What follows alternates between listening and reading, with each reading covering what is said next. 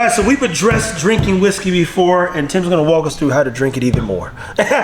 In this case, better. Now, I had no clue, and again, we did some stuff, nosing, mouthfeel, and I learned about the barley being the meaty part of whiskey. And if it has a good percent of barley, that's where you get your enzymatic reaction that creates that pop, pop, fizz, fizz. Oh, what a relief it is in your mouth. So you say, man, that's why my mouth is fizzy and fuzzy. Well, so you don't have to have malted barley to have the pop pop fizz fizz that you're talking about, because we've got some stuff. Actually, I don't know if I have anything that isn't. Most of our stuff is only like 4% malted barley. Yeah. We've got one mash bill, which you guys really liked, the golden grain. Oh, so man. that had 49% malted barley. So that was our highest malted barley content. God. And we've got some stuff too that I'm trying to find the right barrels, but we're gonna have some 100% malted barley. Maybe next year. Maybe it depends what I can find. But I want to make sure it's top tier quality before we release it, and that might take a couple more years. But so if you're walking them through even, the wheat, the grains, the barley, what's one of the things you look for in terms of drinking a rye? Because clearly it's going to be spice. You're going to get some spice out of that thing, and then sometimes you're not. I mean, Tim's changed our minds because you go, this is what? And even knowing that was barley, you go, I actually didn't get the mouth filled. When you think about it, I got more of the flavor, and it was refreshing. It was so soothing. It was so soothing. So, this cup matters for what reason? yeah, so that would actually be kind of fun to try, to where we can line up 3 to 4 different types of glasses, and you could try the same whiskey. Now that I told you it'd be the same whiskey, I should have told you that, hey, these are all different. Tell me which one you like the best. Yeah, that'd be. And you would be like, oh no, not that one. Ooh, so that I like this. We'll do another episode with somebody who doesn't know what's going on. We'll do it with Q when he comes back, and I think we have some stuff poured, and it'll all be the same. But because they're different glassware, like, it's a different experience. It will change the whole flavor profile. It will change the flavor profile. So when you make your notes and you put it in this class to open it up, what are the things that you're hoping people taste when they're trying your whiskey blend? Yeah, so I'm not trying to steer them in a direction. I'm trying to take what the whiskey is. So the whiskey has an identity, and we're trying to put that identity like on paper, to where then we can help people identify the notes, because that's more fun. Yeah. You know, if some people don't like to be told anything, but most people like to be influenced a little bit. So if we can pull out some of the notes, like apricot has apricot in it, and if those little things, and it's like, hey, let me have you try this, and I remember you trying it, and your buddy's next door, and it was like, hey, do you guys get apricot on this? And you're like, yeah, whoa, and it's part of the fun, right? That's funny, man. So then it's kind of cool too, to where asking other people, hey, what do you get from this? And then when they say something, and whether it's like Smarties or Lick-A-Maid or like all these things like from our childhood, like these childhood candies, it takes you back, and it's like, wow, I don't have anything that tastes like Smarties on my bar. I want this because, man, it takes me back. So I haven't heard Smarties in so long. Yeah, you'll have to ask Andy next week, because he's got some stuff that tastes like Smarties that it's like, okay, cool. Those are the hardest candies on earth, man. Yeah, it's. I think it gives you cancer. That's why they took it off the market. So he's nosing it right now, people. Yeah. Another thing we learned is you have a alpha nostril. So there's one nostril that'll smell more intensely, and then one that'll be. And sometimes that changes throughout the day. You'll breathe better out of one or the other. So yeah, it's really important for me when I'm nosing that I'm starting the tasting process with my nose. So yeah, I get way more fruit on my left one than I do the right. Yeah, so I'm getting more of the caramels and vanillas on my right, and then more of the fruit on the left. But yeah, that's a must. And doing it, I mean, I like these glasses, and I try to be consistent that I'm always trying it out of this glass first. I might like another glass different for whatever whiskey that is. Like if it's a higher proof, like Hugh just had 143.3 proof that he brought over here. That I actually like in the larger Canadian Glen carrying glasses, like that the thing to Glen open up mixer a little glass. bit more. Yeah, let it open up, because if you funnel all of that ethanol in a tulip glass, then there's so much. It's evaporating so fast that it's almost not pleasant. So to open it up, it's definitely not pleasant. Yeah. So yeah, can you get some, like, I'm almost getting pear on it, on my left nostril, get some pear. Yeah, see, and did you make the green top for this one on purpose? Of course we did. Yeah, no, I can smell it. It does smell like a green apple. Yep. Yeah, that apple brandy finishing cast that we have, man, that adds such a nice green apple component to it. Like, we're actually that rye that we just bottled last week that was finished in there, man, I get a ton of green apple on that. Have you had that yet? I don't think so. The one that where did he put People, that? this is one of the best places to be. And mind you, we walked in with this big dream and these high hopes, right? And then we learned not to get shut down, but to learn. The most important part is, hey, learn what you need to learn and figure it out. And Tim here, man, he's been closing some. Apple of my rye. Yeah. Now, no, I definitely didn't try that one. Okay. Well, you might have had it straight out of the barrel. When that guy was over there that one day? Yeah, so it was, we had it resting in a stainless barrel. Yeah, I think I did try some of that. Yeah, I think you did, but you probably haven't had the final version, which now makes me want to try it again. So do you get like a green apple on that? Man. You know what I've enjoyed, not just about the green apple side, is even smelling the sweetness that I didn't know existed in whiskey. Yeah. You think alcohol, you think drunk. You think drunk, you think I just got to get this over with.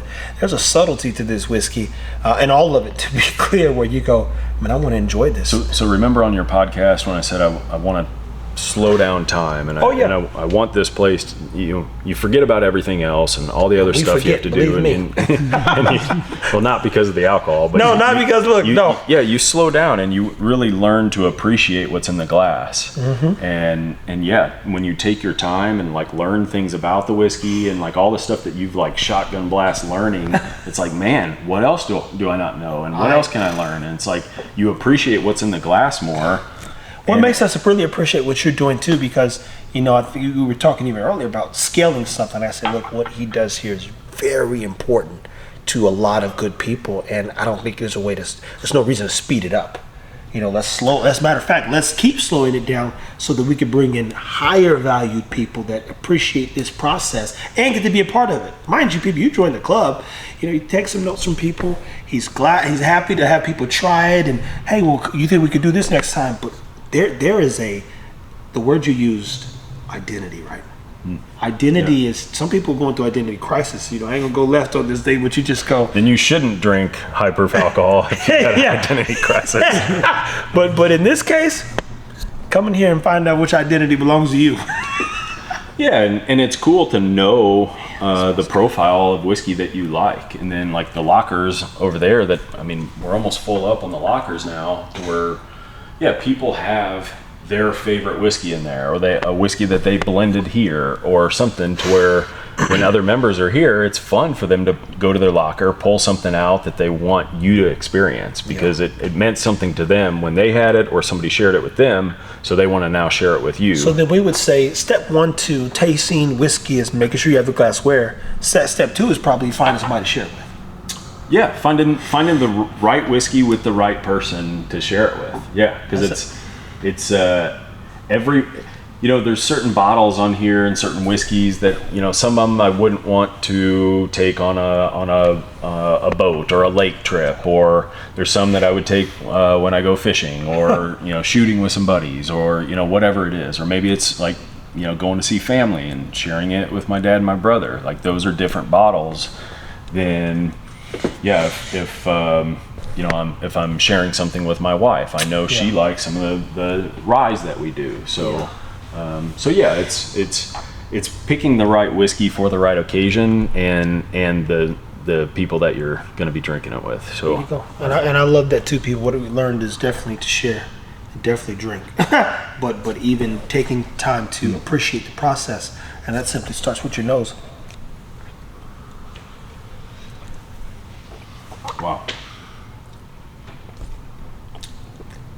Man, that is a flavor explosion. Holy moly. And it's more, I haven't had anything today, so you go, wow. Yeah, for that to be your first drink, and it's my first drink today too. Yeah. It is so bold and flavorful. It is impactful. If you wait about 30 seconds, and then try another sip, and then nose it, the apple's really gonna shine through. And it's crazy when you start talking about how it finishes in the mouth, even top part of my lips a little spicy, but then you can feel the apple slowly work its way to the back of your tongue. Yeah, it's a good observation. That is interesting. Yeah, like when we did the run for the roses for the Derby, that was one, you take one sip and it's like, wow, this is really good whiskey. And then when you nose the glass after the first sip, that's when people were getting like figs and like all this stuff that it changes in the glass. So yeah. And I'm saying, and even now I'm smelling the apple, but you smell like a little caramel more. That's crazy what pacing yourself does in this particular space, and I've enjoyed every last second. And mind you, part of us continue to update information on, hey, well, we talked a little bit about drinking before, but let's create a step process. And I think the most important part, what I've learned, and even in being in here, I'm the guy with the camera most of the time. Shout out to Jamarcus behind the camera. But those people are like, hey, you want to try this? Tim brings, hey, you want to try this? You go, man, these are some nice people. These are some nice people, but it's good stuff. And you're learning about Scotch. Yeah, it's almost like the whiskey community is so nice that they make you like, ask like questions, deeper questions. Like, hey, what makes you so nice? Why are you so generous with your whiskey? Like, tell me, like, who are you? Like, and then that just kind of starts a really cool friendship. Yeah, and that thing I think we all need more of people. So, what would you say step 3 is then? We got step 1 and step 2. What's step 3 when you're drinking whiskey? So, I really like to see how long the finish lasts. Yeah. So I'm counting. So after I swallow, then I'm counting in seconds how long I can still taste it. And then that kind of tells me complexity of the whiskey, that tells me how long the finish is. So sometimes you'll almost see me like counting with my hand, and I'm doing this, and that means don't talk to me because I'm trying to keep track of how long the finish is. Reminds me of that Brad Pitt movie, like I'm going to go to the movie route again. You remember in it's like the World War Z. And you always pick these weird movies I've never seen before. But when he's like, he goes to the edge and he's counting when the zombie person changes, then he applies to himself. So he's always running numbers in his head so he can prevent disaster. It's a good movie. Go see it. Yeah, it's just like World War Z. Yeah.